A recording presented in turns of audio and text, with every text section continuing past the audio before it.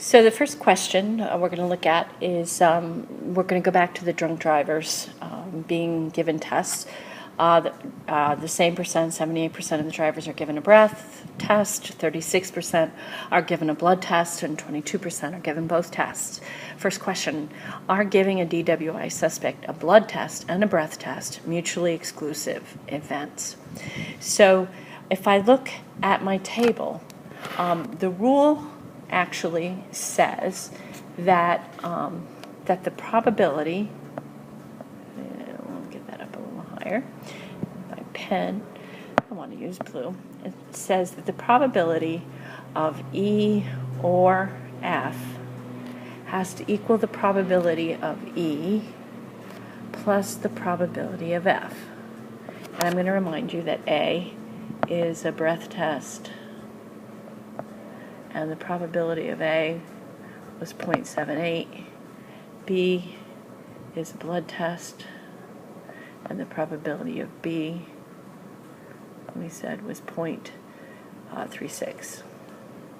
Okay, so in terms of our problem, that would be the probability of A or B, love that little union symbol, should equal the probability of A plus the probability of B if they're disjoint. Probability of A is 0.78. Probability of B is 0.36, and that adds up to 1.14.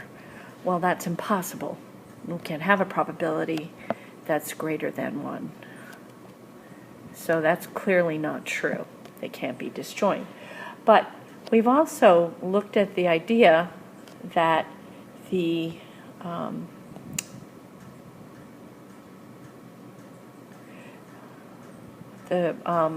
probability of A or B, this thing, we looked at the other day, and what we found was, when we looked at our little Venn diagram, they had an overlap. That probability of A or B was equal to this part plus this part minus the overlap. That they have overlap means that they're not disjoint. It means that that they're not disjoint. So we need to say, in my analysis, 22% get both. So the blood and breath are not disjoint. Go up around the corner.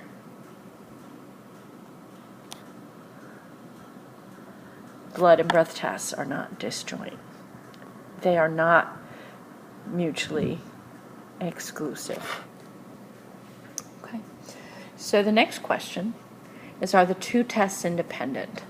Now, what that's really asking is, does getting a breath test change the probability of getting a blood test? And by the same token, does getting a blood test change the probability of getting a breath test? If I know someone has had a blood test, do I have information about whether or not they got the breath test? And vice versa. So in probability terms, does the probability of B given A equal the probability of B? Does the probability of A given B equal the probability of A? Does knowing about that second thing, this part, change what the probability is? If they're independent, it won't change it. If knowing it doesn't change the original probability, then my events are independent. If knowing something about it does, then they're not independent. So let's look a little more at that. Let's figure out what the probability of B given A is. So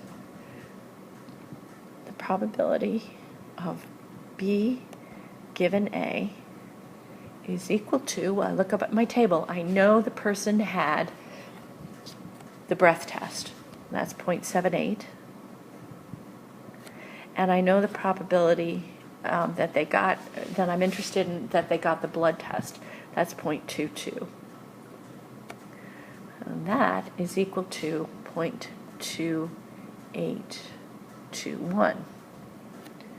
Probability of B is the probability of getting the blood test alone. And that's equal to 0.36. Okay? So they're not equal. I can determine right away they're not independent. Because they're not equal, they are not independent. Suspects who get a breath test are actually less likely to get a blood test. Okay, that's the suspects who get a breath test are less likely to get the blood test. Now, equivalently, I'm going to erase my work a little bit here. I want to look at P of B given A. I don't need to, but if I had chosen to look for independence that way, I could have. The probability of P of A given B, I know that the person had a blood test, and that would be 0.36. And I'm interested in the probability, how many of those people that got a blood test had a breath test. That's 0.22. That's going to be 0.6111. What's the probability of getting a breath test alone? Well, that's equal to 0.78. So again, suspects who get a blood test are less likely to get a breath test. The two events are dependent events. Well, now I've got a chicken question, which honestly scares me to death. Early in 2007, Consumer Reports published the results of an extensive investigation of broiler chickens purchased from food stores in 23 states. Tests for bacteria in the meat showed that 81% of the chickens were contaminated with Campylobacter. I'm probably mispronouncing that. 15% with Salmonella. I know I'm not mispronouncing that. 13% with both. We're going to call event C. We're going to call event C the Campylobacter, and S will be having Salmonella. Now what I want you to do is I want you to take a minute to stop the video and set up a table. I want your top row to be the C and not C, and then down in that first column will be Salmonella, no Salmonella, and you'll check it against my work. Okay, so stop here, make your table. Oh, I'm making my table. I have C and not C, and a total, Salmonella and no Salmonella. I know that 81% were contaminated with that. That's 81. 15 with Salmonella, and 13 with both. This will be 100, and I made a mistake on my table, and I don't feel like stopping. This has to be 19. This is going to be 2. This has to be 17. This has to be 68. This has to be 85. Okay, so what's the probability that a tested chicken was not contaminated with either kind of bacteria? I'm not given any conditions. All I know is I've got a chicken. So what I'm looking at is I'm looking at all 100 chickens. I'm looking for the probability of not S and not C. And that's going to be equal to these 17 out of 100. Where 17% of all the chickens were contaminated with, they were not contaminated with either kind of bacteria. 17%. That's not good odds.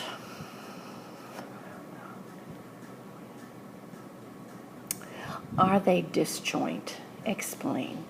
So, I'm interested in is the probability of C or S equal to the probability of C plus the probability of S. Okay. And I could show that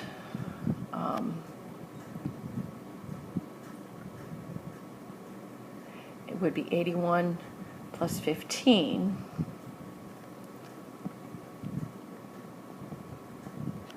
Okay, or I could show, and that's going to be 0.96. Well, is that equal to the probability that they had? And it's not, because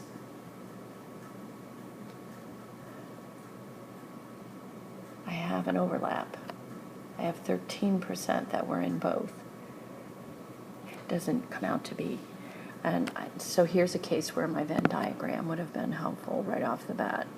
C or S, and there's the ones that had both. And CRS, adding up everything that's in those two boxes, is not going to come out to be 96. Okay.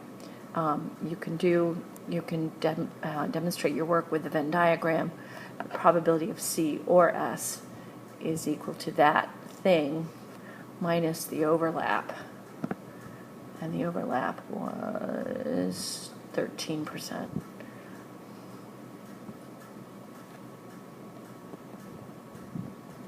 Which is 0.83. So they are not disjoint because the probability of C or S does not equal plus C plus S. Are they independent? So I could look at this a couple of ways.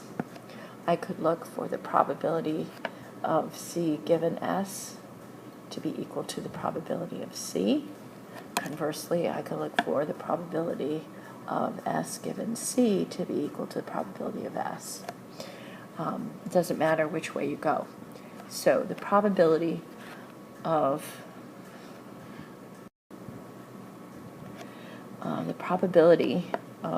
C given S, I look first.